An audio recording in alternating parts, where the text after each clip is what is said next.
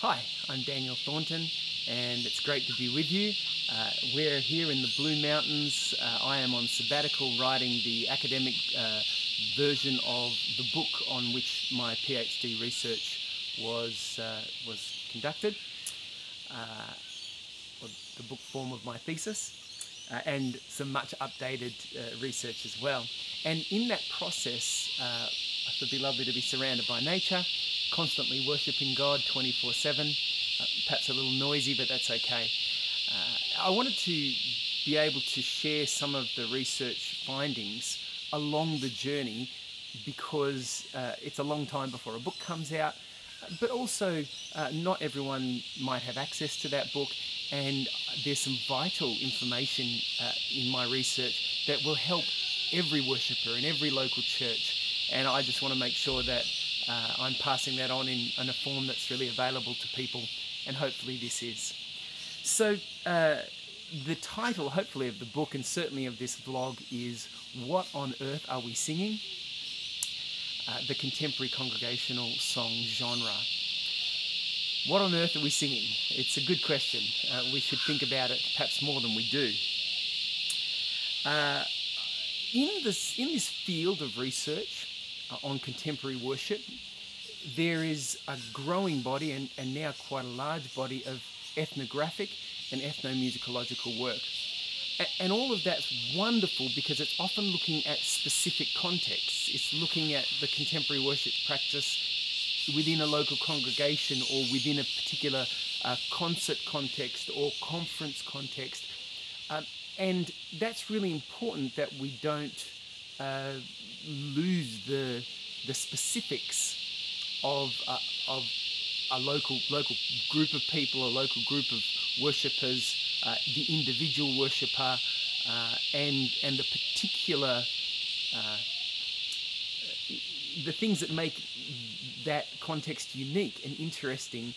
And ethnographic and ethnomusicological work do a really wonderful job in that context.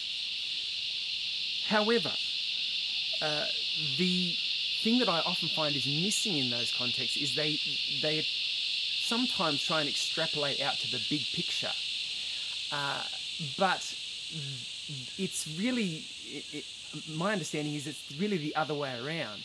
There is a global contemporary congregational song genre, and that finds its local expressions all around the world. But I'm particularly interested in what that global genre looks like. How is that defining the local, rather than perhaps the local defining the global? So I used to be on the advisory council for CCLI in this region in Australia, New Zealand, and so I've been looking at the top songs list for a long time now.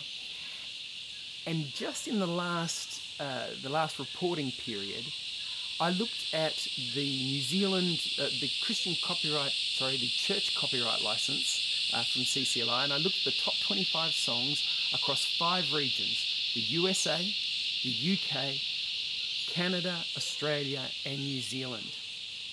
Well, did you know that there is at least an 80% similarity between any two of those lists? So 20 out of the 25 songs between any two lists will be common.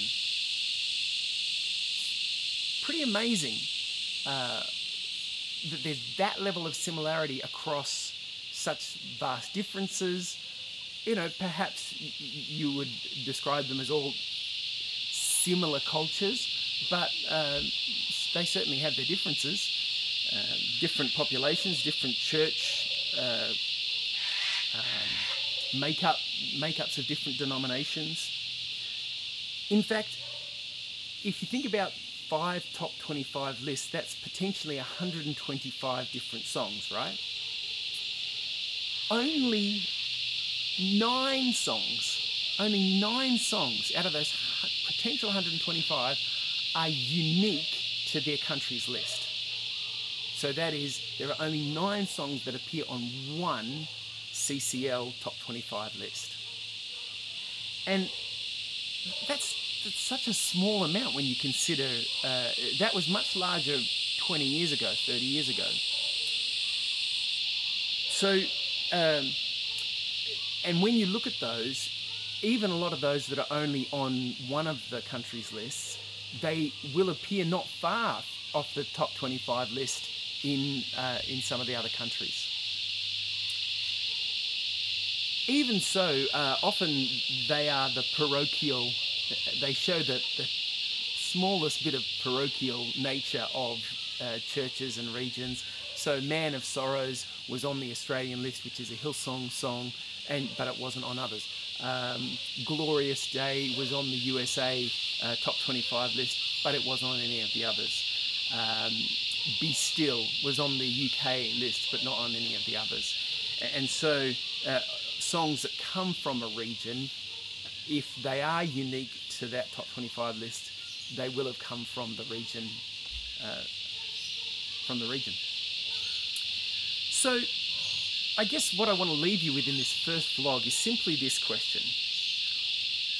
With that much similarity across different denominations, across different sized churches, across different ethos in churches, different socio-cultural, economic backgrounds, different regions around the world, with that level of similarity, what does it say about the contemporary church or the church engaging in contemporary worship? On the one hand, you might say that the church has never been more unified in its entire history because it's declaring the same truths, the same understanding of worship, their relationship with God, God's relationship with us. And so what a profound unity this represents across the worldwide church. And as I say, I know I'm only looking at US, UK, Canada, Australia, New Zealand, but these songs, many of these songs are also, even though they might be translated, are common amongst the top 25 of many other regions that CCLI represent. So it says one thing about the unity of the global church, perhaps in a unique way throughout history. But does it also say something about the generic nature of Christianity and the Christian message that now is in the mouths of believers who might have quite different creeds, different doctrinal statements, different emphases in the messages that are spoken, different ways in which they do church, and yet a common language when it comes to their musical worship? Is that good? Is it bad? Does it detract from the uniqueness of local expressions? Is it just reinterpreted into their context? I have lots of answers and lots more research in this space to give, to share, but I think better to just start by leaving you with those questions to think about yourself in your own context and what that means for you as a believer and you as a church. God bless.